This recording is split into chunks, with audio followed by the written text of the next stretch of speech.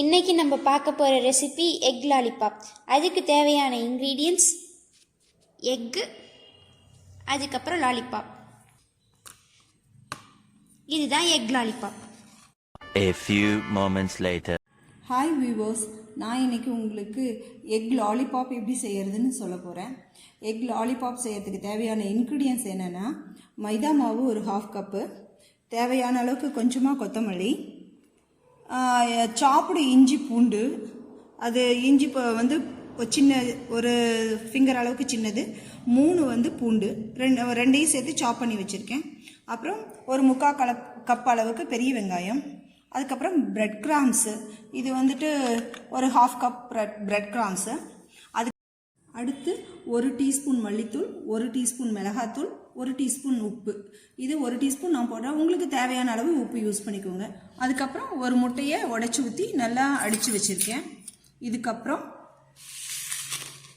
3 முட்டை வேக வச்சு நல்லா சாப்பர் வச்சு சாப் பண்ணி வச்சுருக்கேன். அதோட ஒரு பச்சை மிளகாய்.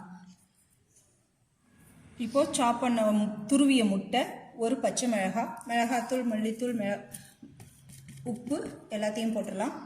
அதுக்கப்புறம் சாப் பண்ண கொத்தமல்லி தூள், பெரிய வெங்காயம் ஒரு வெங்காயம், இஞ்சி பூண்டு சாப் பண்ணது, அதுக்கப்புறம் ஃப்ளார், இது மைதா மாவு ஃபுல்லாக போட்டுட்டு நாம் இப்போ இதை நல்லா ஒரு பால் மாதிரி பிடிச்சிக்கிறோம். நல்லா பிசைஞ்சிட்டு பால் மாதிரி உருட்டிக்கிறோம்.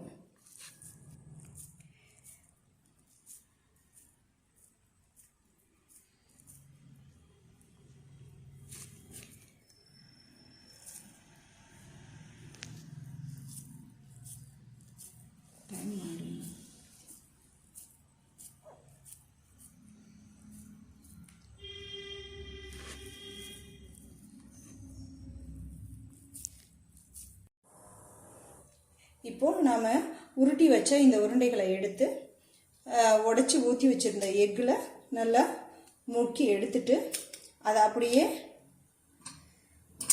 பிரெட் கிராம்ஸ்லையும் ஒரு பரட்டிட்டு ஆயிலில் நம்ம ஃப்ரை பண்ணி எடுத்தால் எக் லாலிபாப் ரெடி.